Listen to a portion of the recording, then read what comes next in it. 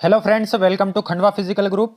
जैसा कि मध्य प्रदेश पुलिस में चयनित 6000 आरक्षकों के लिए यूनिट अलॉटमेंट कर दिया गया है और सभी को अपनी रिपोर्टिंग डेट भी दे दी गई है कि कितनी तारीख को आप सभी को रिपोर्टिंग करना है। तो रिपोर्टिंग करने के साथ में आपको कुछ दस्तावेज भी ले जाना है।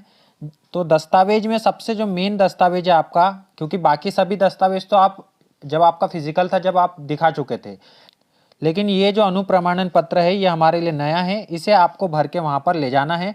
तो इस वीडियो में हम एक एक पेज को देखेंगे कि कहाँ कहाँ पर आपको किस प्रकार से अनुप्रमाणन पत्र जो है, फॉर्म जो है, उसको फिल करना है। ठीक है, तो सबसे पहले पेज पे हम यहाँ पर आपको क्या करना है, पासपोर्ट साइज का फोटो चिपकाना है जिस पर आपके हस्ताक्षर होने चाहिए। ठीक है, फोटो पर ही हस्ताक्षर भी आपको करना है। आगे बढ़ेंगे यदि हम, तो यहाँ पर पूरा नाम, पहले आपको सरनेम लिखना है, उसके बाद में आपका नाम लिखना है। ठीक है, इसके बाद वर्तमान का पूरा पता। वर्तमान का पूरा पता मतलब वर्तमान में आप जहाँ पर भी रह रहे हो वहाँ का आपको पूरा पता यहाँ पर डालना है, थाने के साथ। थाना भी लिख देना कि वहाँ पर कौन सा थाना लगता है जहाँ पर आप अभी रह रहे हो। तीसरे नंबर का जो कॉलम है उसमें घर का पूरा पता डालना है, मतलब आपका घर कहाँ पर है उसका पूरा पता डालना है, साथ में थाना भी डालना है। जैसे यहाँ पर दोनों का यदि सेम है तो दोनों सेम चीज़ें आपको लिखना है, ऊपर सेकंड वाले में भी और थर्ड वाले कॉलम में भी। ठीक है, आगे बढ़ेंगे। यदि मूलतः पाकिस्तान के निवासी है, यदि नहीं है तो रेश कर देना है। निवास अवधियाँ उन स्थानों के ब्यौरे जहाँ पिछले 5 वर्षों के दौरान 1 वर्ष से अधिक समय तक रहे हो।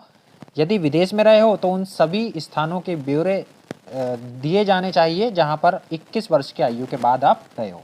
देखिए, यदि आप भारत में रहे, पिछले 5 वर्ष में भारत में जहां जहां भी आप रहे हो 1 वर्ष से अधिक समय तक, उन स्थानों के ब्यौरे आपको देना है।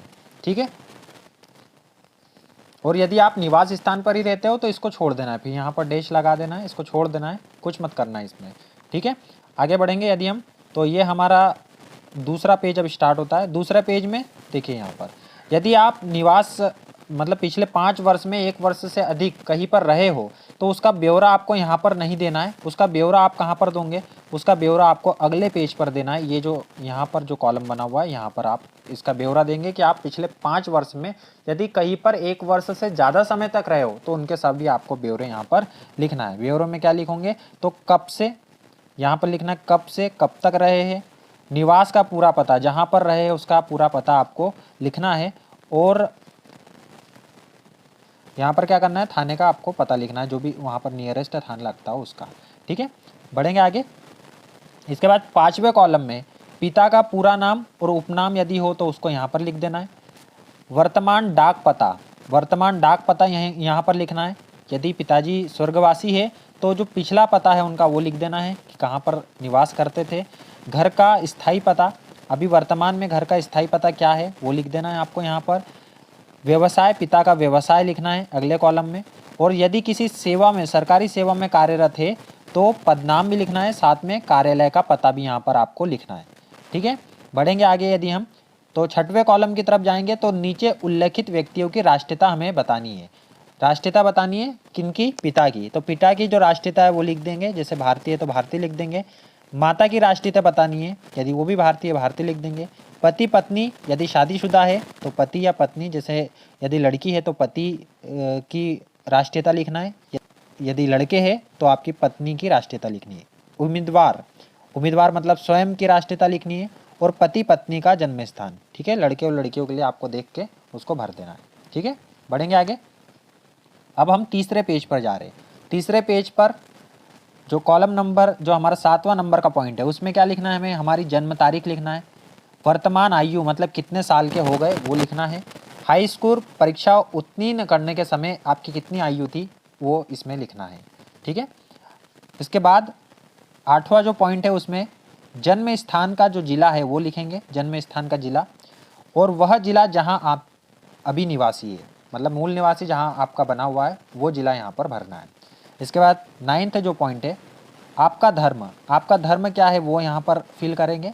उसके बाद क्या आप अनुसूचित जाति, अनुसूचित आदिम जाति के सदस्य हैं, यदि यहाँ पर आपका हाँ आता है, यदि आपका यहाँ पर हाँ आता है तो आपको विशेष जाति का नाम भी यहाँ लिखना है कि किस जाति से आप संबंधित हो। ठीक है। इसके बाद अगला 10वां पॉइंट है शैक्षणिक अर्हताएं। वर्ष सहित उन स्थानों के नाम देना है जहां आपने शालाओं और महाविद्यालयों में 15 वर्ष की आयु से अध्ययन किया है। मतलब जब आप 15 साल के हो गए थे उसके बाद से आपने किन किन शालाओं में या महाविद्यालयों में अध्ययन करा है उसका ब्यौरा आपको नीचे देना है। यहाँ पर कुछ नहीं लिखना है, नीचे ब्यौरा देंगे, यहाँ कुछ नहीं लिखेंगे। नीचे की तरफ कॉलम दिया हुआ है वहाँ पर आपको ब्यौरा देना है। जैसे यहाँ पर 1 नंबर पर जैसे ये स्कूल का नाम लिख दिया हमने, 1 नंबर पर स्कूल का नाम साथ में पता। दूसरे नंबर पर जहाँ पर कॉलेज किया था उसका नाम और साथ में उस कॉलेज का पता। इसके बाद यहाँ पर देखिए प्रवेश की तारीख। यदि आपको स्कूल में प्रवेश की तारीख याद है तो ठीक है, नहीं तो क्या करना है, जैसे उत्कृष्ट विद्यालय में 9वीं से 12वीं तक की कक्षाएं होती है। अब प्रवेश की तारीख पता नहीं होती है, इसलिए हमने क्या करा है, इसको 1 जुलाई जब भी जिस भी सन में एडमिशन लिया उसको लिख दिया हमने, ठीक है। और साला छोड़ने का समय, तो साला छोड़ने का समय आप क्या करोगे, जैसे आपने 12वीं तक वहाँ पर पढ़ाई की है तो 12वीं तक पढ़ाई की है तो 12वीं की जो मार्कशीट में जो डेट मेंशन होंगी उसी डेट को आप यहाँ पर लिख देना है, ठीक है। कॉलेज के टाइम पर भी जो आपने तारीख, जैसे इंजीनियरिंग कॉलेज में अगस्त सितंबर में जो काउंसलिंग होती है तो उस तारीख को आपको यहाँ पर मेंशन कर देना है। और साला छोड़ने का समय ये टीसी में मिल जाएगा, यदि टीसी नहीं है तो वो सेम यहाँ पर भी चीज़ अपनाना है कि जो आपकी फाइनल ईयर की मार्कशीट में जो भी डेट होंगी वो आपको यहाँ पर लिख देना है। और उत्तीर्ण परीक्षा, जैसे यहाँ पर ऊपर शाला में 12वीं पास की गई थी और कॉलेज में बीई पास की गई थी, तो ये दोनों हमने मेंशन कर दिए हैं। इसके बाद आगे बढ़ेंगे यदि हम चौथे पेज की तरफ, तो यदि आप कभी नियोजित रहे हो, मतलब सरकारी नौकरी में यदि कभी रहे हो तो उसका ब्यौरा आपको देना है कि धारित पद का नाम, कार्य का स्वरूप, अवधि कब से कब तक, कार्यालय, फर्म अथवा संस्था का पूरा पता देना है। पिछली सेवा, मतलब जो सेवा यदि आप करते थे उसको छोड़ने का कारण बताना है यहाँ पर, ठीक है। इसके बाद 12वां पॉइंट, ये सबसे इंपॉर्टेंट पॉइंट था जो कि आपको चेतावनी में भी दिया गया था कि ये पॉइंट आपको भरना ही है, ठीक है। इसके बाद क्या है पॉइंट ये वाला, क्या आप कभी गिरफ्तार किए गए, क्या आप पर कभी अभियोजन चलाया गया, क्या आप कभी निरुद्ध किए गए या आपसे मुचलका लिया गया, आप पर जुर्माना किया गया, क्या आप किसी अपराध के लिए न्यायालय द्वारा दोषी ठहराए गए या आपको किसी भी लोक सेवा आयोग द्वारा उसके द्वारा संचालित परीक्षाओं किए जाने वाले चयनों में सम्मिलित होने से वर्जित किया गया, उसके लिए अनर्ह ठहराया गया या आपको किसी भी विश्वविद्यालय या किसी भी अन्य शैक्षणिक प्राधिकरण संस्था द्वारा किसी भी परीक्षा में बैठने से वर्जित किया गया हो, तो आपको यहाँ पर उसके ब्यौरे देना है। इसमें नहीं था तो हमने इसको नहीं भरा है। क्या अनुप्रमाणन फॉर्म को भरते समय किसी भी न्यायालय, विश्वविद्यालय या किसी भी शैक्षणिक प्राधिकरण संस्था में आपके विरुद्ध कोई मामला लंबित है? यदि लंबित होगा तो उसका ब्यौरा आप यहाँ पर उसे देंगे और यदि नहीं है तो नहीं लिखकर इसे आगे बढ़ेंगे, ठीक है। इसके बाद 5वां पॉइंट है, 5वां पेज की तरफ बढ़ेंगे। यदि कोई ऊपर में यदि कुछ अपराध वगैरह हो तो उसको यहाँ पर ब्यौरा देना है कि अपराध लिखेंगे, आरोप लिखेंगे, पुलिस थाने, किस पुलिस थाने में उसे पंजीबद्ध किया गया है वो लिखेंगे। यदि न्यायालय में चालान प्रस्तुत किया गया है तो न्यायालय का नाम लिखेंगे, किस न्यायालय में चालान प्रस्तुत किया गया है, मामले का क्रमांक, न्यायालय द्वारा उसका निपटारा यदि किया गया है तो तारीख लिखेंगे, यदि कोई दंड दिया गया है तो उसे लिखेंगे, यदि दोष मुक्त किया गया है तो दोष मुक्त का लिखेंगे, दोष मुक्त संदेह के लाभ पर आधारित थी, मामला वापस ले लिया गया था तो उसके बारे में भी यहाँ पर अपने को ब्यौरा देना है।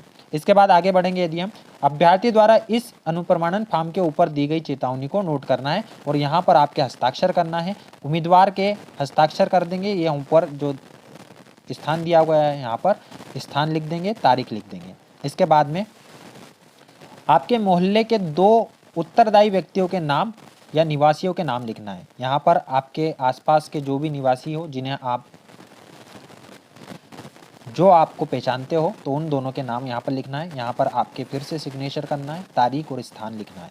इसके बाद लास्ट वाला 6ठा जो पेज है इसमें आपको क्या करना है, बस यहाँ पर लास्ट में यहाँ आपके साइन कर देना है, तारीख और स्थान लिख देना है। इसके बाद यहाँ पर जो पहचान प्रमाण पत्र है तो पहचान प्रमाण पत्र में इतने जो 8 व्यक्तियों का ये दर्शाया गया है, इनमें से किसी के भी आप क्या कर सकते हो, साइन करवा सकते हो। यहाँ पर नाम लिख देना है, पिता का नाम, और जिस भी व्यक्ति के साइन करवाए जाएंगे वह आपको कितने वर्षों से जानते हैं ये यहाँ पर लिख देंगे, स्थान लिख देंगे, तारीख लिख देंगे, यहाँ पर उनके हस्ताक्षर आ जाएंगे, पदनाम आ जाएगा और उनका पता आ जाएगा। ठीक है, इतना करके ये पूरा आपका अनुप्रमाण पत्र भर जाएगा। इसको आपको छोड़ देना है क्योंकि ये कार्यालय के द्वारा वहाँ पर भरा जाएगा, जो हमारे नियुक्ति प्राधिकारी होंगे उनके द्वारा। ठीक है, तो उम्मीद करते हैं कि यह आप समझ गए होंगे कि अनुप्रमाण पत्र को किस प्रकार से आपको फिल करना है। यदि वीडियो अच्छा लगे तो वीडियो को लाइक ज़रूर करें, अपने दोस्तों के साथ इसे शेयर करें, जिन्हें भी ज़रूरत है उन्हें आप ज़रूर शेयर करिए। मिलते हैं नेक्स्ट वीडियो में, तब तक के लिए good bye and thank you. जय हिंद, जय भारत।